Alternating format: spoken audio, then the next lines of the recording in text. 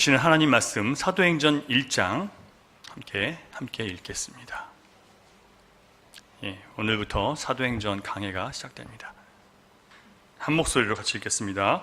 데오빌로요, 내가 먼저 쓴 글에는 무릇 예수께서 행하시며 가르치시기를 시작하심부터 그가 택하신 사도들에게 성령으로 명하시고 승천하신 날까지의 일을 기록하였노라. 그가 고난받으신 후에 또한 그들에게 확실한 많은 40일 동안 그들에게 보이시며 하나님 나라의 일을 말씀하시니라.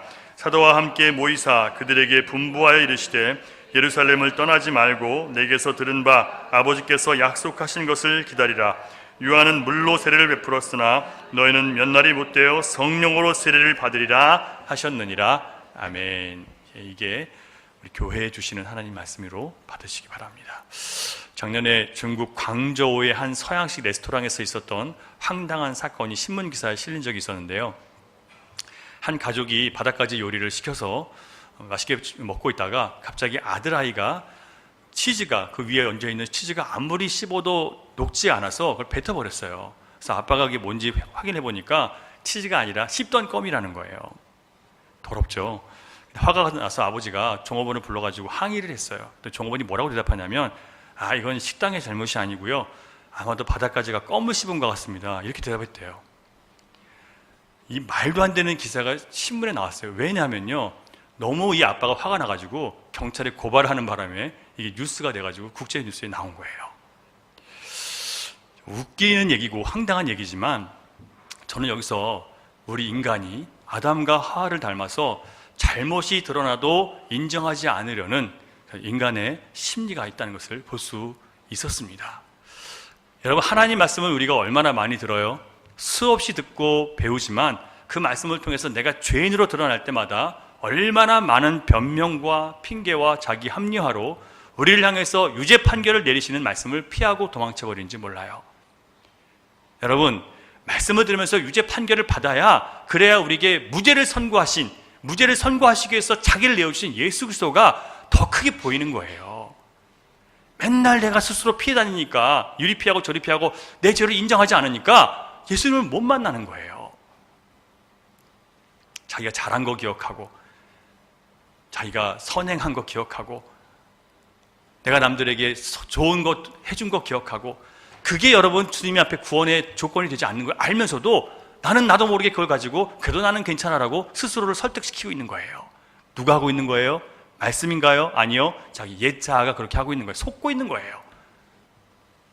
이미 죽은 옛 자아가 예수 그리스도 안에서 자기를 속이고 있는데도 그걸 모르고 있어요. 왜냐하면 말씀으로 살지 않으니까 그 속고 살아가는 거예요.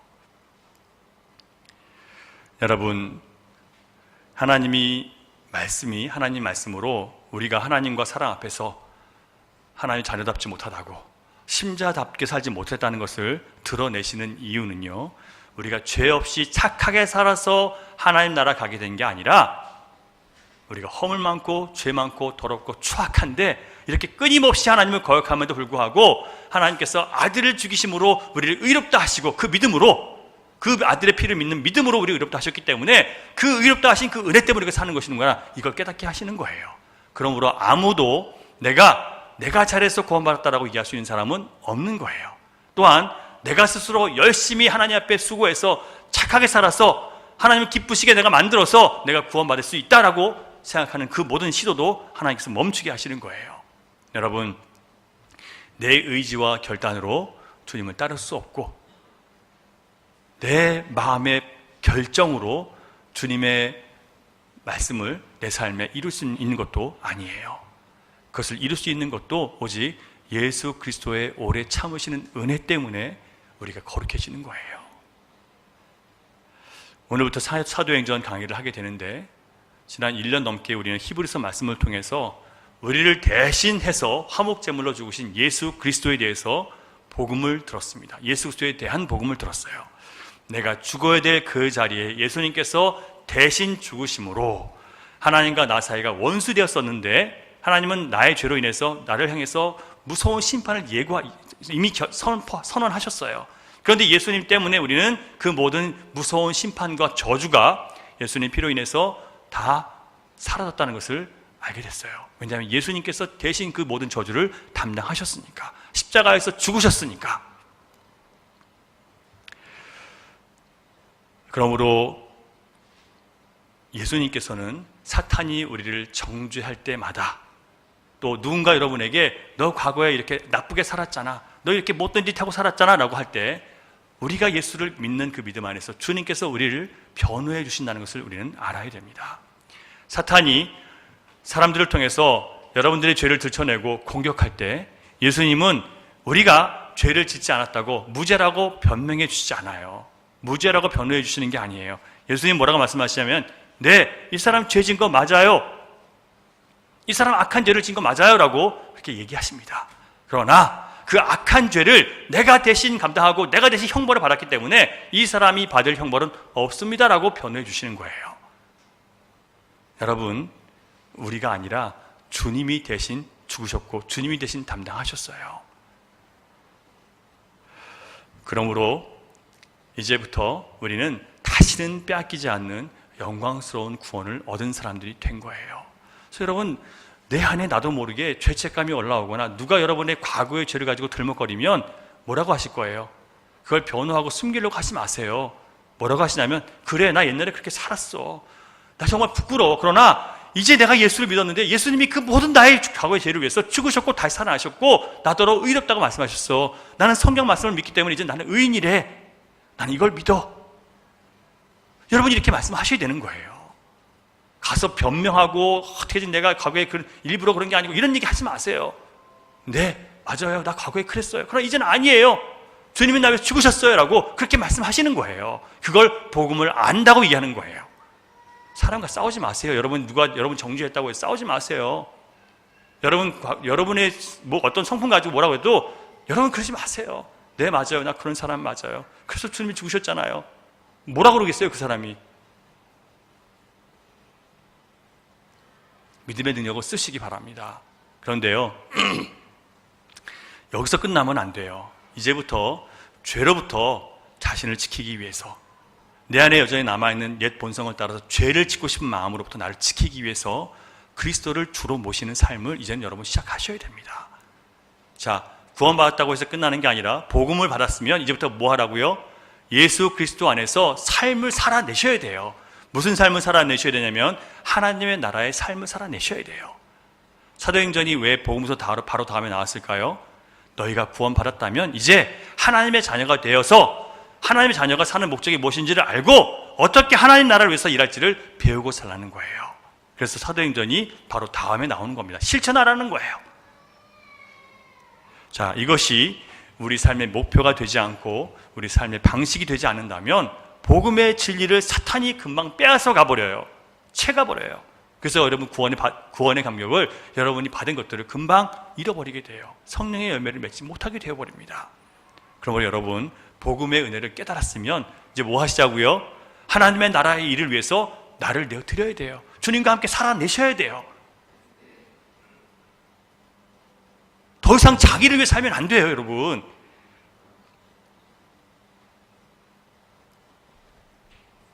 은혜는 우리를 불러서 주님의 삶을 살게 만드시는 게 은혜예요. 이제 구원받았으니까 내가 하고 싶은 대로 사는 게 아니에요, 여러분. 얼마나 많은 사람들이 예수를 믿고 나서 다시 타락하게 되는지 여러분 아시죠? 왜 세상과 똑같이 살아가는지 여러분 왜 그런지 아시죠? 왜냐하면 주님의 나라의 삶을 살지 않기 때문에 그런 거예요. 은혜를 악하게 이용하기 때문에 그래요. 3절을 보면 사도행전의 저자인 의사 누가가 이전에 데오빌로 각하에게 보냈던 누가복음의 핵심이 무엇인지에 대해서 기록해 놓았습니다. 그러니까 누가는 누가복음을 쓴 사람이고 이 사도행전을 쓴 사람이 의사 누가예요.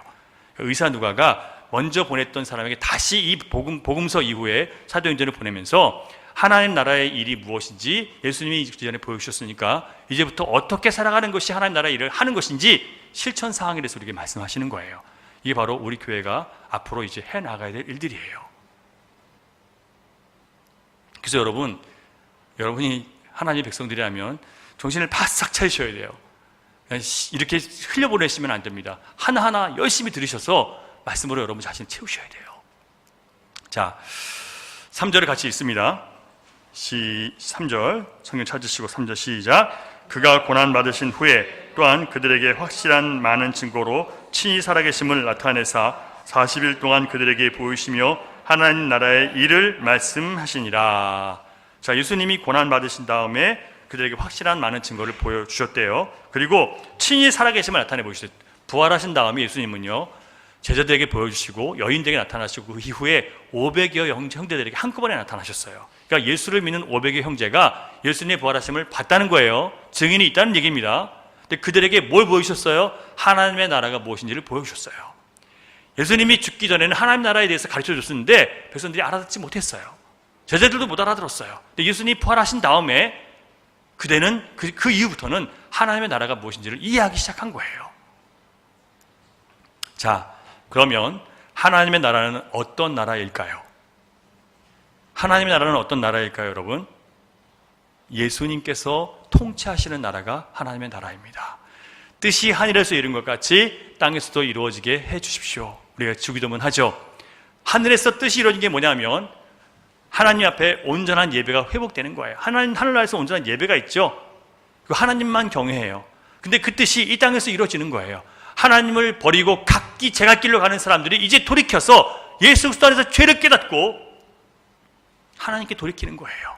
그리고 하나님께 예배하는 거예요. 하나님의 영광을 위해 살아가는 거예요. 각기 제갓길로 자기의 영광을 위해 살던 사람들이 이제 주를 위해 살게 되는 거예요. 그 뜻이 이루어지게 하기 위해서 주님께서 오셨고 그것을 위해서 주님은 죽으신 거예요. 그게 하나님의 나라예요.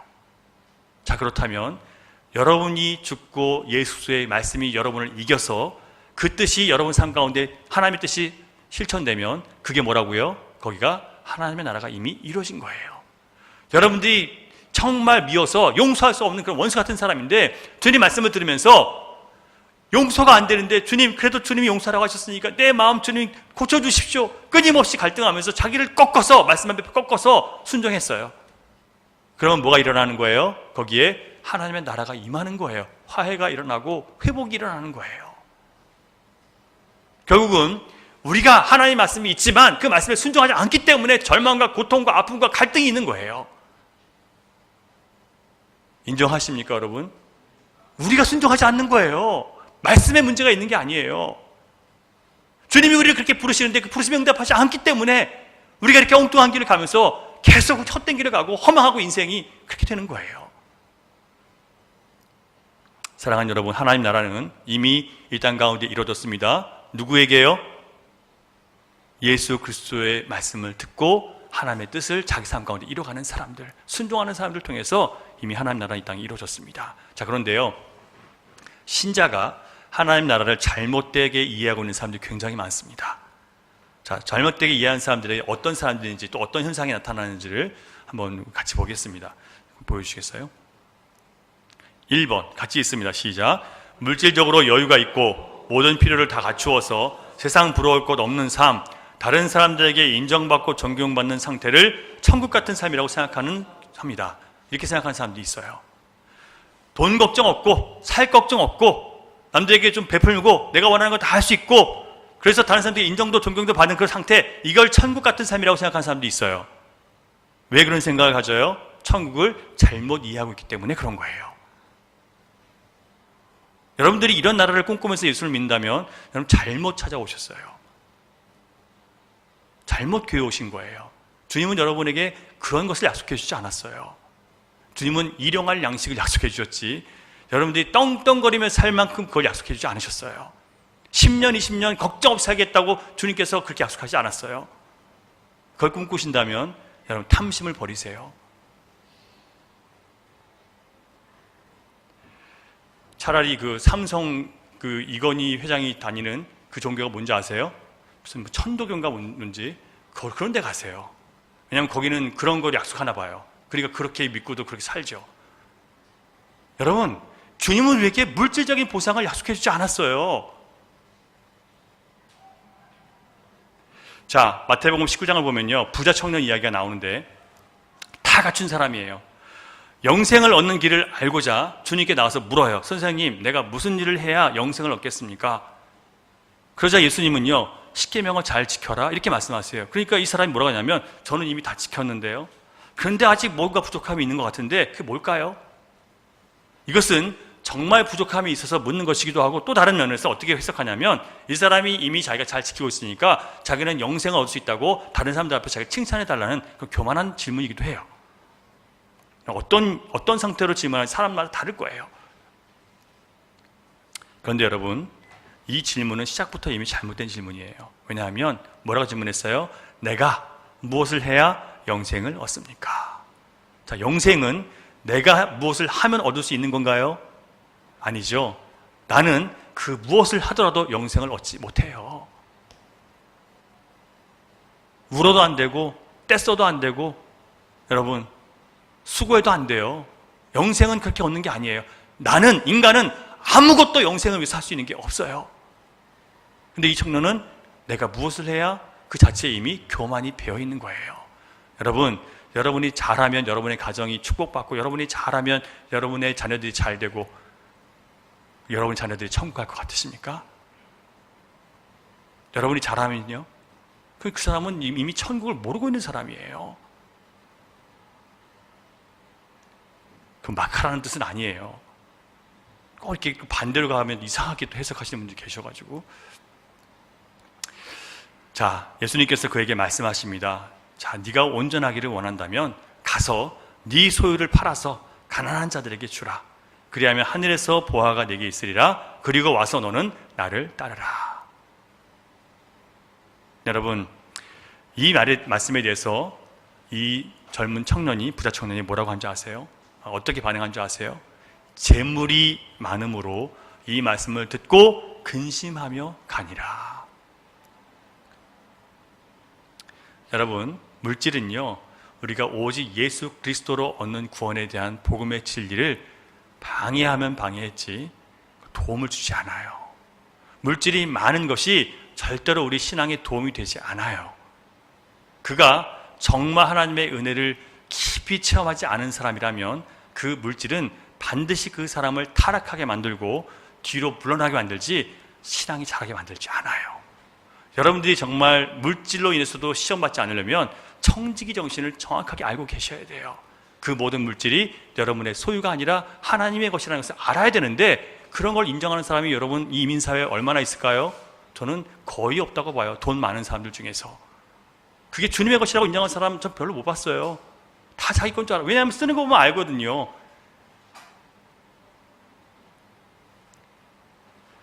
여러분, 이 부자 청년에게 구원은 재산이었지 예수 그리스도가 아니었던 거예요. 자기 죄를, 그 욕심에 빠져있는, 탐심에 빠져있는 자기 죄를 용서하시는 주님, 그를 건지실 주님을 찾는 게 아니었어요. 그는 죽을 때까지 욕심 부리며 살다가 가는 거예요. 그리고 그 많은 재물과 함께 더 비참하게 지옥으로 떨어지는 거죠. 여러분, 많은 재산이 신자가 구원받은 증거처럼 생각하시는 분들이 있습니다. 돈 많고 사람들에게 인정받고 또 선한 일 많이 해서 칭찬받고 그게 자기가 구원받은 증거라고 얘기하시는 분들이 계세요. 그렇지 않습니다. 소유가 많고 다른 사람들에게 선을 베푼다 할지라도 그것이 그 사람이 구원받은 증거는 되지 않습니다. 오히려 예수님은 우리가 탐하는 물질이 많아지고 세상에서 성공하느냐에 관심이 있는 게 아니라 주님은 우리 영혼에 관심이 있으세요. 우리 영혼을 위해서 삶과 탐심을, 모든 탐심을 물리치라고 말씀을 하셨습니다.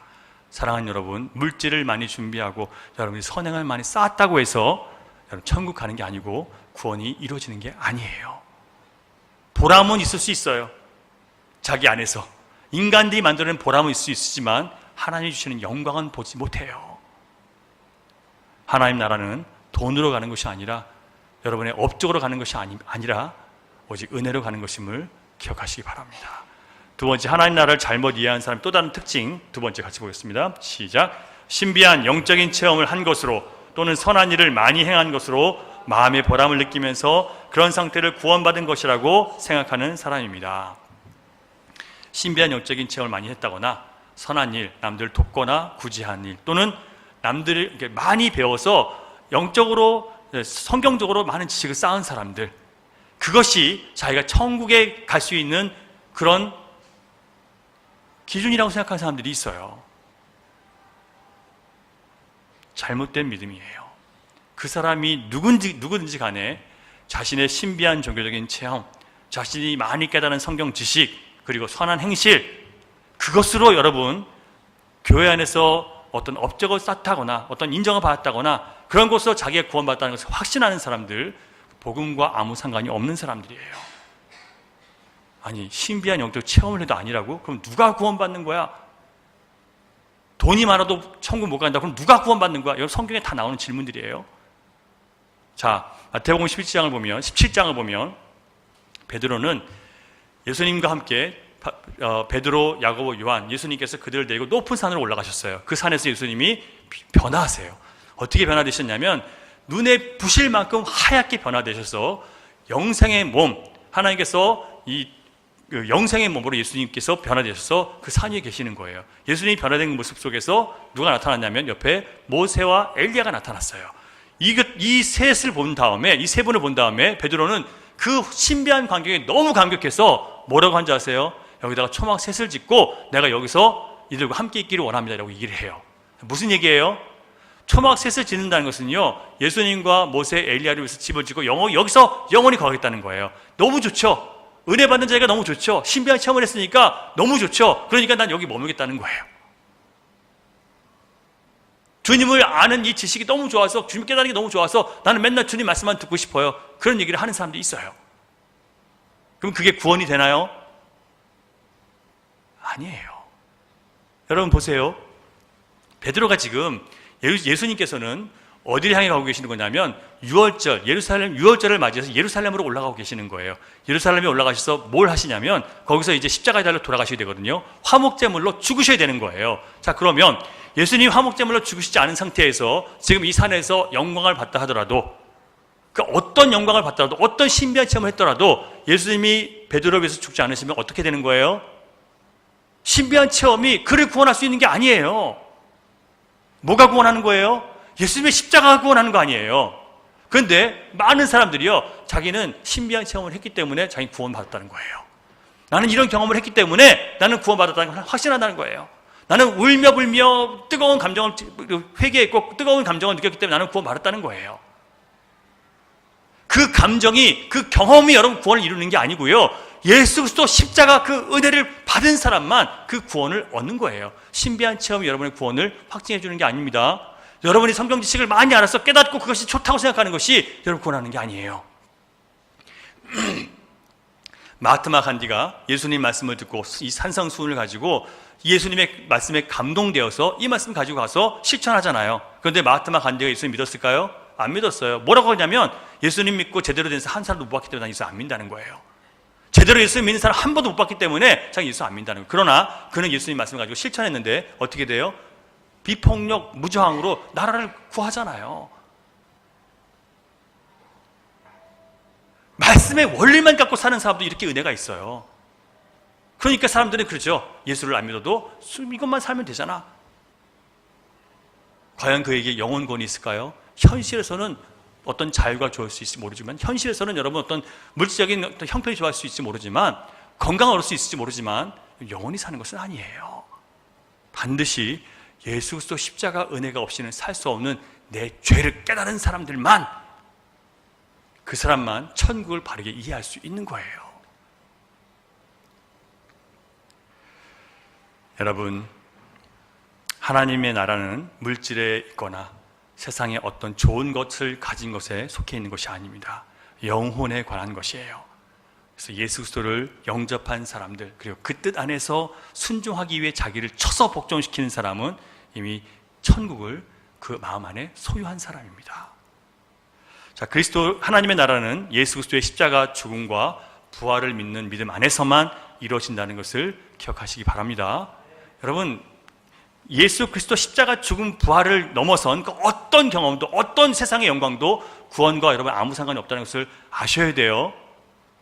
세상에서 잘 나간다고 구원받았다고 생각하지 마세요. 착한 일 많이 해서 사람들이 인정해줬다고 구원받았다고 생각하지 마세요. 천국을 잘못 알고 계시는 거예요. 자, 그렇다면 여러분, 복음을 믿고 이미 이 땅에 임한 천국을 깨달은 하나님 백성들이라면 장차 하나님의 나라를 위해서 우리가 어떻게 살아야 되느냐, 무엇을 해야 되느냐 함께 살펴보기를 원합니다. 4절 안에 세 가지가 다 들어있습니다. 같이 읽습니다. 시작. 사도와 함께 모이사 그들에게 분부하여 이르시되 예루살렘을 떠나지 말고 내게서 들은 바 아버지께서 약속하신 것을 기다리라. 아버지께서 약속하신 것을 기다리래요. 떠나지 말고 사도와 함께 모여 있으래요. 제가 지금 세 가지 말씀을 드렸어요. 자, 예수님은 복음을 믿어서 하나님의 나라가 열린 사람들, 여러분들 예수 믿고 하나님 나라가 우리 열렸잖아요. 그런 사람들은요, 이제 뭘 해야 되냐면 하나님의 일을 해야 되는데 하나님의 일을 하기 위해서 우리가 준비할 것이 있어요. 뭐냐면 함께 모여 있으라고 명령을 했어요. 사도들과 함께. 사도들과 함께 모이면 뭐 할까요? 사도들이 모여서 뭐에 대한 얘기를 할까요? 예수님에 대해서 얘기를 하겠죠.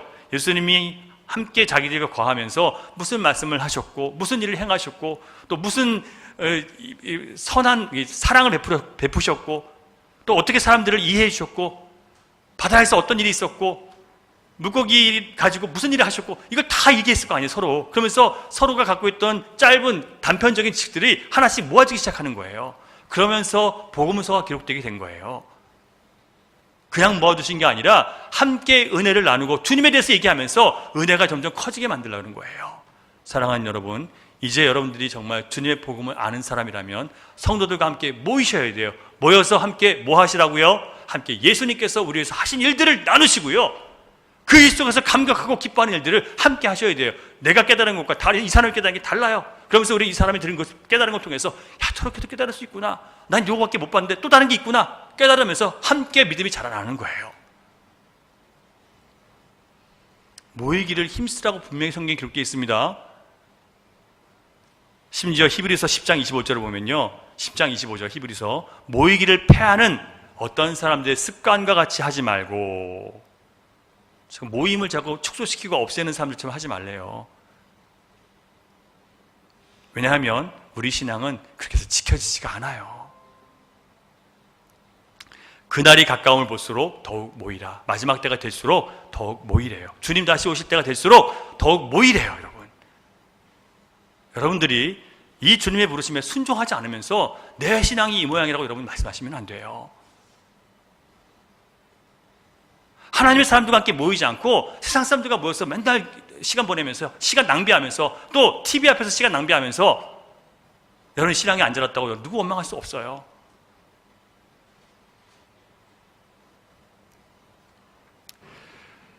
여러분들이 복음을 듣고 죄사함을 받아 천국 소유한 신자라면 먹고 살기 위해서, 취미생활하기 위해서, 또는 사람들과 만나기 위해서, 또 건강 돌보기 위해서 하나님 말씀을 듣고 읽고 묵상하고 기도할 시간이 없도록 자신을 방치하지 않으셔야 됩니다.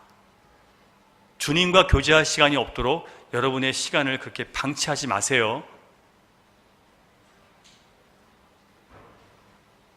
여러분 영혼이 죽어요.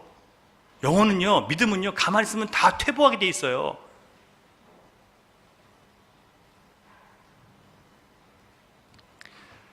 하나님 나라의 백성은 무슨 일을 하더라도 하나님 말씀 안에서 해야 됩니다. 전에는 자기를 위해서 자기 방식대로 하던 일도 복음 안에서 하나님 나라의 백성이 된 사람들은 똑같은 일을 하더라도 하나님을 기쁘시게 하기 위해서 해야 돼요. 그래서 하나님의 방식으로 해야 돼요. 전에는 내 성격 가지고 일하던 사람이 이제는 주님의 마음으로 그 일을 하셔야 돼요. 가정에서 자녀를 양육할 때도 전에는 내가 경험하고 내가 배운 대로 했는데 이제는 주님께서 자녀를 양육하라고 하신 대로 내가 해나가는 거예요.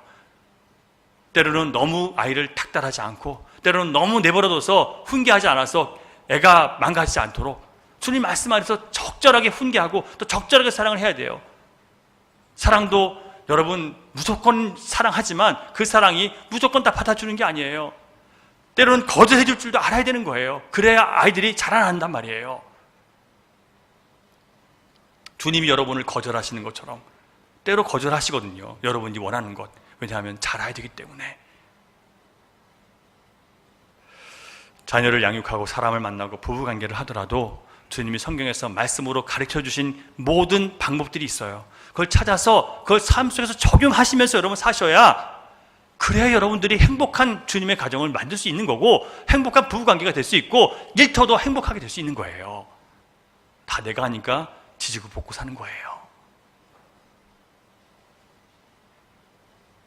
사랑하는 여러분, 말씀 안에서 내 영적 상태를 살피고 말씀으로 서로 모여서 격려하고 함께 모여서 기도하기 위해서 힘쓰는 교회가 된다면 우리도 모르게 영적으로 훌쩍 자라있게 될 것이라고 저는 확신합니다. 여러분 많이 잘하셨어요. 되게 많이 잘하셨어요. 목사는 늘 닥달하지만 여러분 정말 많이 잘하셨어요. 다른 교회 분들이 얘기하세요. 그리고 다른 교회 목사님들이 열린이교회 성도들 칭찬하세요. 왜냐하면 여러분들이 말씀을 견뎌내시기 때문에 그래요. 견뎌내세요, 여러분. 아파도 견뎌내셔야 돼요. 부담스러워도 견뎌내셔야 돼요. 두 번째로 하나님은요, 하나님의 일을 하기 위해서는 그 백성들이 예루살렘을 떠나지 말라라고 말씀하셨습니다. 예루살렘을 떠나지 말아야 된다는 것은 두 가지 의미가 있는데, 하나는 진리의 기초가 되는 예루살렘을 떠나지 말라는 거예요. 그러니까 진리를 떠나지 말라는 거죠. 예루살렘은 뭐 하는 곳이었어요? 예루살렘은 솔로몬이 다윗의 비전을 따라서 거기다가 하나님의 성전을 지은 곳이에요. 하나님의 성전에서는 어린 양, 화목 제사를 통해서 하나님께 용서받는 곳이었어요. 은혜를 받는 곳이었어요. 그리고 그것은 거슬러 올라가면 아브라함이 자기의 아들 이삭을 하나님께 제물로 바치려고 했던 모리아산이 바로 이 예루살렘이에요. 예루살렘에서 아브라함은 자기 아들 이삭을 바치다가 하나님께서 그를 위해서 준비하신 숲에 걸린 양, 덤불에 걸린 양을 통해서 자기 삶을 주 앞에 드린 자가 만나는 예수의 구원을 맛보게 됐어요. 미리 보게 된 거예요. 그리고 오랫동안 예루살렘은 곳에서 제사가 이루어졌어요. 바로 그 땅에서 예수님께서 화목제물로 친히 오셔서 주님이 우리 모든 죄를 담당하시고 죽으신 거예요. 왜 예루살렘을 떠나지 말아야 되냐면 우리의 구원은, 우리가 용서받는 것은 오직 하나님의 은혜지 인간에게 달려있는 게 아니라는 거예요. 이 복음의 기초를 떠나지 말라는 게 예루살렘을 떠나지 말라는 첫 번째 의미이고, 영적인 의미이고, 또 하나는 위험을 무릅쓰라는 얘기예요. 자, 여러분, 기독교인들이 유대교가 있는 유대 땅에 머문다는 것은요, 특히 예루살렘에 머무른다는 것은 박해와 핍박과 환난을 당할 수밖에 없는 환경이에요. 차별받고 모욕당할 수밖에 없는 상황이에요. 그런데 예수님은 거기 머물라고 하세요. 왜 그러셨을까요? 거기서 복음을 전해야 되기 때문에.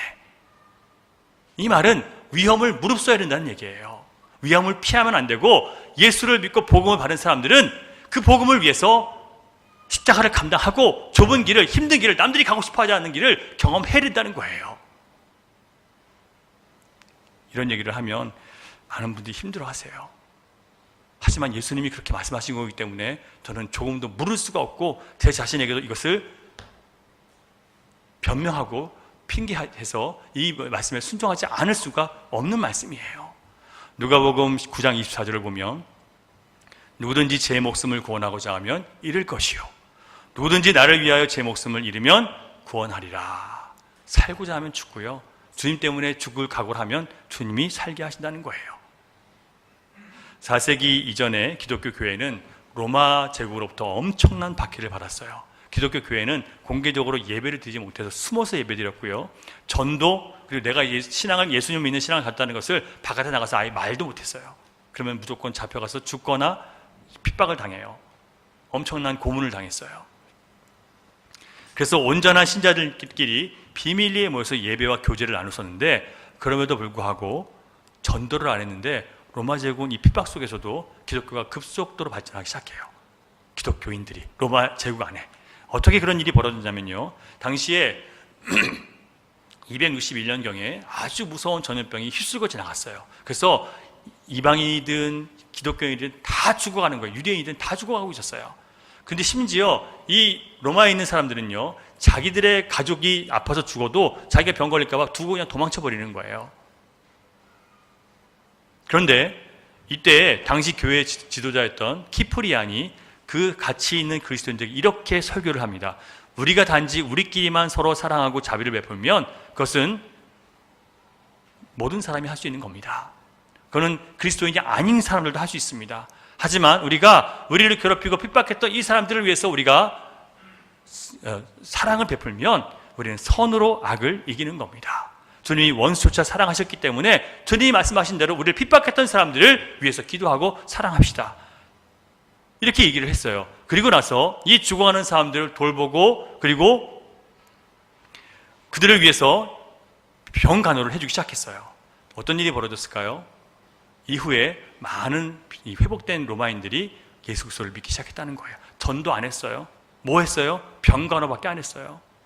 심지어 자기 가족들도 자기 동족들도 버리고 가는데 예수 믿는 사람들이 찾아와서 그들을 위해서 사랑을 베풀어 주니까 그들이 예수님을 영접하게 됐다는 거예요.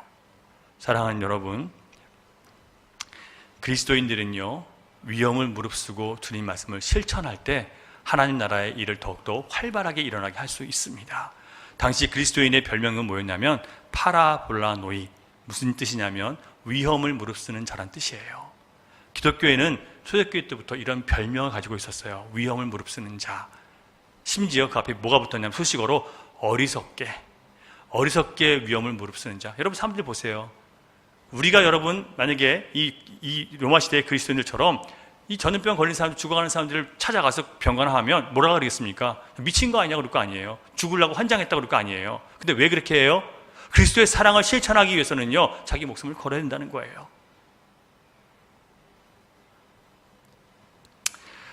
사랑하는 여러분, 주님의 나라의 일을 하기 위해서 함께 위험을 무릅쓰고 모험과 도전을 할 수 있는 그런 신자들이 되는 것이 하나님 나라의 일을 하기 위해서 우리가 준비하는 겁니다.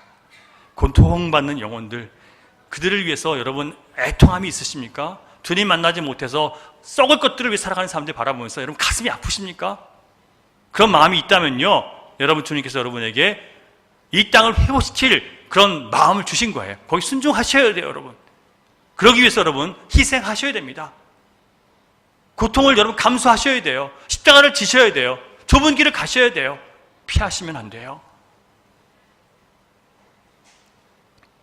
진리의 터전인 예루살렘, 고난받는 예루살렘이지만 구원의 길, 복음의 길을 떠나지 않는 저와 여러분이 될 수 있기를 주님의 이름으로 부탁드립니다. 세 번째로 하나님의 일을 하기 위해서 약속하신 성령을 기다리라 이렇게 말씀을 하세요. 5절 같이 읽습니다. 5절 성경 본문 펴시고요. 5절 시작. 요한은 물로 세례를 베풀었으나 너희는 몇 날이 못되어 성령으로 세례를 받으리라. 예. 여러분 하나님 나라의 일은요 인간의 힘과 인간의 의지와 인간의 재능으로 다 감당할 수가 없어요. 왜냐하면 예수님이 하신 하나님의 일은 자기를 십자가에 못 박아야 하는 고통이 수반되는 것이기 때문에 예수님을 따라가는 그 순간 어느 순간부터 이거 너무 힘든데요, 이거 너무 부담스러운데요 라는 말이 반드시 나오게 되어 있어요. 하지만 여러분, 여러분의 삶을 위해서 주님의 부르심에 응답을 거부하시면 안 돼요. 주님을 믿긴 믿어요. 교회도 나와요. 하지만 주님이 여러분 부르셔서 나와 함께 가자고 했을 때 주님 이 부분은 나 터치하지 마세요. 요건 내가 알아서 할게요. 그러시면 여러분 주님과 함께 가는 그 기쁨을 누릴 수가 없어요. 주님을 체험할 수가 없어요. 주님과 여러분 밀당을 하려고 하지 마세요. 순종하셔야 돼요. 여러분 자신을 위해서가 아니라 주님을 위해서 하겠다는 고백을 여러분 주님에게 드리셔야 돼요. 이제는 새로운 삶을 살기를 원한다고 말씀하세요. 그것을 고백하시면요 주님께서 성령을 부어주세요. 성령 세례를 받게 해주신단 말이에요. 전에 내가 살던 그 삶을 이제 버리고 주님 따라 살기를 원합니다는 그 고백이 우리 안에 있을 때 그 이후에 성령이 임하는 거예요. 성령으로 세례를 받고 새롭게 거듭나야 그때부터 주님의 일을 기쁨으로 할 수 있어요. 좁은 길을 걸으며 항상 기뻐하는 것은 뭐 때문에요? 주의 영이 함께 계시기 때문에. 찬송가 가사잖아요. 주의 영을 받지 못하면요 여러분 이게 앉아서 지금 계시는 것도 아마 고역이실 거예요. 여러분들이 변화되어야 되겠다는 그런 마음도 없이 그냥 이 자리에 앉아 계시면 이 설교를 지금 참는 게 너무 힘드실 거예요.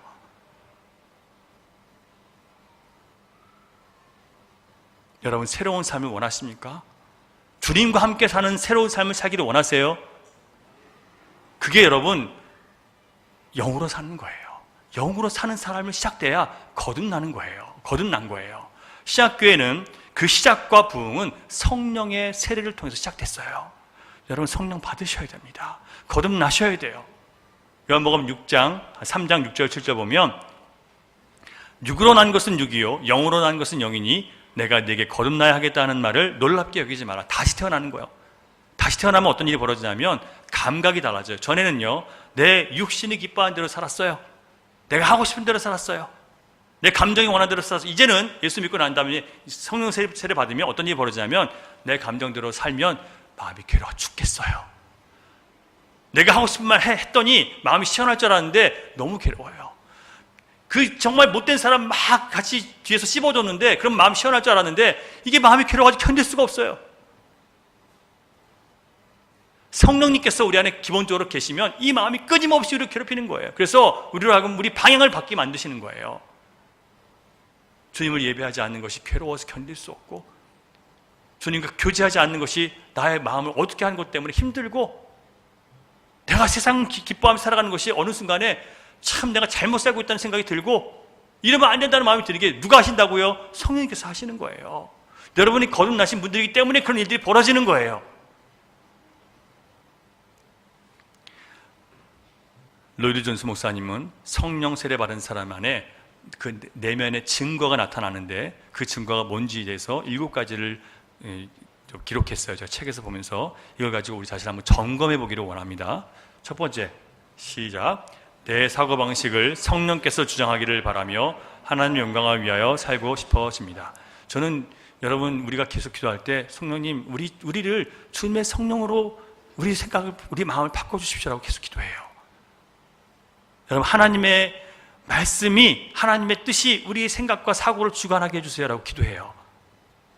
우리 자녀들을 위해서도 그렇게 기도하고 우리 다음 세대를 위해서 그렇게 기도해요. 여러분 그런 마음이 있으십니까? 두 번째, 시작. 하나님을 아는 지식이 더 많아지기를 소원하는 마음이 생기게 되며 우리 주 예수 그리스도를 아는 지식을 더 크게 바라게 됩니다. 하나님을 더 알고 싶으십니까? 더 배워야 된다는 마음이 있으세요? 새 마음이 있어서 그렇게 되는 거예요. 세 번째, 시작. 하나님을 향한 자기의 사랑이 부족하다는 것을 늘 염려하고 이웃을 향한 뭘 걱정해요? 하나님을 향한 내 사랑이 부족한 것 때문에 이웃을 사랑하는 게 내가 부족하기 때문에 그것 때문에 걱정이 되는 거예요. 하나님은 더 사랑하셨는데 주님은 더 하셨는데 나는 이거밖에 안 되네요. 주님 죄송합니다라는 마음이 들어요. 그 다음 4번 시작. 자신 속에 있는 죄를 더욱 깨닫게 되고 자기가 행한 일 때문에 다른 그리스도인이 고통당하는 것을 심히 괴로워하게 됩니다. 죄가 너무 괴롭고요. 혹시 내가 실수한 것 때문에 누군가 고통당하는 게 너무 괴로워가지고요. 잠을 못 자는 거예요. 전에는 너도 좀 당해봐라 쌤통이다 막 이랬는데 이제는 그게 안 돼요. 혹시 지금 누가 쌤통이다라는 마음이 있으신 분 계시면 주님 오늘 거듭나게 해주십시오 기도하셔야 됩니다. 이 마음 버리게 해달라고 기도하셔야 돼요. 다섯 번째 시작. 주님을 알아갈수록 점점 죄악과 유혹이 접근하는 것에 대해서 예민해집니다. 점점 예민해지죠. 6번 시작. 자기 속에서 의와 거룩을 사모하여 갈망하는 마음이 더 강해지고 있으며 이러한 영적인 갈망들을 행동으로 옮깁니다. 여러분이 성령으로 거듭난 사람들이라면요 자꾸 더 의롭게 살아야 된다는 마음, 주님이 이렇게 하는 걸 기뻐하시지 않는다는 마음이 자꾸 들어서 자꾸 주님을 닮아가고 싶은 갈망이 생기고 그 갈망이 점점 삶으로 나타나기 시작하는 거예요. 실천하게 되는 거예요. 마지막 7번째 시작. 내가 성령의 인도함을 받고 있는지 아닌지를 성령의 열매로 확인합니다. 성령의 열매 여러분 아시죠? 내가 주님을 사랑하고 있는가? 주님 안에 기쁨이 있는가? 내가 절제하고 있는가? 내가 자비로운 마음이 있는가? 내가 온유한 마음이 있는가? 절제하는가? 내가 오래 참고 있는가? 내 선한 마음이 있는가? 이런 것들이 내 안에서 드러날 때 정말 주님이 내 안에 계시는구나 이걸 깨닫게 되는 거예요. 사랑하는 여러분, 제자들은요 성령 세례 받기 전에 이미 성령의 능력으로 병도 고치고 귀신도 쫓아냈어요. 그런데 그 능력은 잠시 머물다 간 능력이에요. 그래서 성령 세례 받기 전에도 이미 능력 갖고 일을 행했지만 십자가 앞에서 예수님 십자가 앞에서 제자들은 어떻게 했어요? 다 예수님 배신하고 도망쳐버리죠. 왜 그래요? 자기 죽을까 봐. 자기 망하는 게 싫어서 예수님 때문에 희생당하기 싫어서 도망치는 거예요. 그것은 성령의 능력이 잠시 임해서 하나님께서 그들을 쓰신 것이지 성령이 그 안에 내주하신 것, 내 안에 거하신 것이 아니었다는 뜻이에요. 그래서 성령 세례를 받을 때까지 기다려야 되는 거예요. 이 성령 세례를 받은 다음에 제자들은 어떻게 됩니까? 엄청난 박해와 핍박과 모욕과 수치를 당함에도 불구하고 그 길을 계속해서 뚜벅뚜벅 걸어가는 거예요. 그리고 결국 자기들의 피를 흘려요. 어떤 사람은 목이 잘리고, 어떤 사람은 십자가에 거꾸로 매달리고, 어떤 사람은 X자 십자가에 매달려 죽기도 하고, 어떤 사람은 사자밥이 되기도 하고. 그걸 피하지 않아요. 왜요? 성령님이 내 안에 계시기 때문에 내가 살아도 주를 위해 살고 죽어도 주를 위해 죽기 때문에 그렇게 살 수 있는 거예요. 주님은 우리에게 이런 신앙을 가르쳐 주셨는데 도대체 우리의 신앙은 왜 이러냐 말이에요.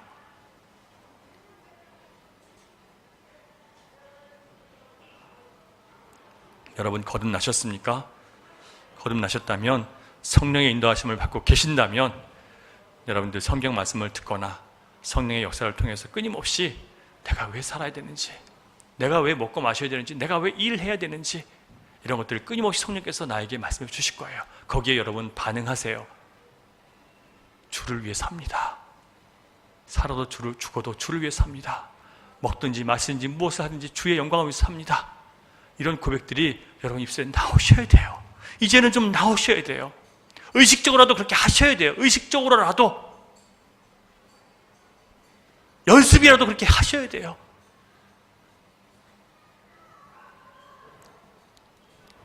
그런 성령의 인도하심을 따르는 사람들 급격하게 변화되지 않은 것처럼 보일 수 있습니다.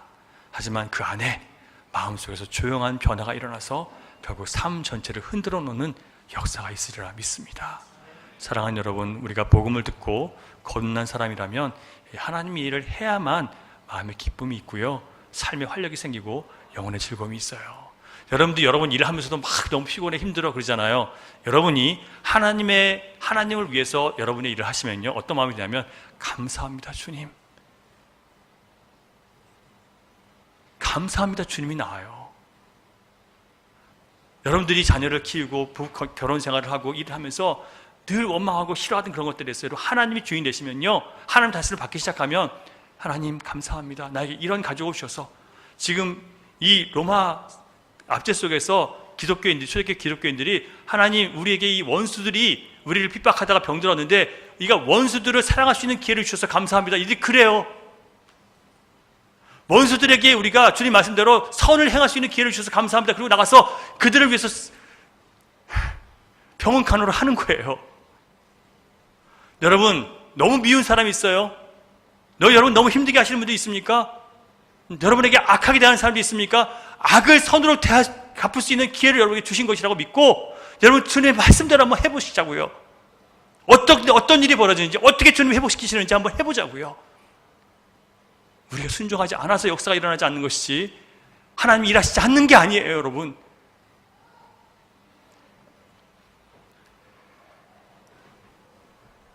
우리 같이 좀 기도하는 시간을 갖게